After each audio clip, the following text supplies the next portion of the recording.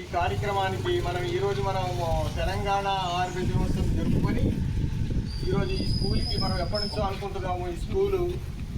ఈ స్కూల్కి సార్ మన హెచ్ఎం గారి కోరిక మేరకు ఇక్కడ ఒక చిన్న షెడ్ ఉంటే బాగుంటుందండి అనే సార్ కోరిక మేరకు ఆయన ఈ కాలనీలో ఈ కాలనీ గురించి ఎక్కువ తాపత్రయపడుతున్న శాస్త్రి గారికి చెప్పటము, ఆ శాస్త్రి గారు ఇమీడియట్గా వాళ్ళ ఫ్రెండ్స్ అయినటువంటి శ్రీ రావి చంద్రశేఖర్ రెడ్డి, శ్రీమతి రావి భార్గవి రెడ్డి, వీళ్ళు అమెరికాలో ఉంటారు. వాళ్ళకి ఫోన్ చేయడంలో కానీ శాస్త్రి నీకెందుకు, పిల్లల గురించి అయితే ఏమైనా చేస్తాము, బాధ లేదు, నువ్వు కానీ అంటే.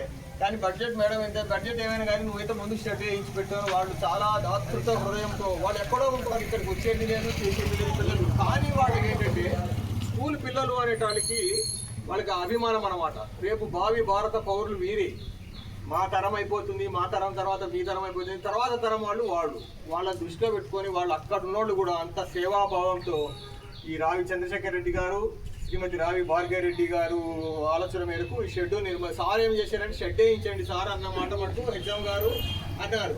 కానీ మా శాస్త్రి ఐడియా ఇంకొకటి ఉంటుంది. మా శాస్త్రి ఎప్పుడు ఒక స్టెప్ ముందు ఉంటాడు దేంట్లో అయినా.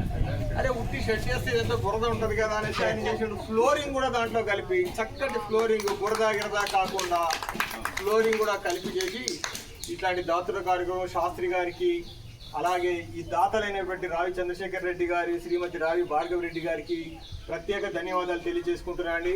ఇలాంటి చిన్న చిన్న కార్యక్రమాలు, ఇట్లాంటి చిన్న చిన్న ప్రోగ్రామ్స్ వాళ్ళకి ఇంకా భావి తరాల వారికి పనికొచ్చే విధంగా వాళ్ళు ఇంకా చాలా కార్యక్రమాలు చేయాలని ఆశిస్తూ, ఆ చేసే దాతృత్వాన్ని భగవంతుడు వాళ్ళకి ప్రసాదించాలని కోరుకుంటూ, వాళ్ళకు మంచి ఆయురారోగ్య ఐశ్వర్యాలు, వాళ్ళకి వాళ్ళ పిల్లలకి మంచి ఆయురారోగ్య ఐశ్వర్యాలు భగవంతుడు కలిగించాలని కోరుకుంటూ నేను ముగిస్తున్నానండి. ఒకసారి మనం అందరం గట్టి చప్పట్లతో చంద్రశేఖర్ రెడ్డి గారు, భార్గవి రెడ్డి గారికి నెక్స్ట్ ఇప్పుడు మా తెలంగాణ సీనియర్ సిటిజన్ అసోసియేషన్ విద్యార్థి కాలనీ ప్రెసిడెంట్ గారిని 2 మాటలు మాట్లాడాల్సిందిగా కోరుకుంటున్నాను.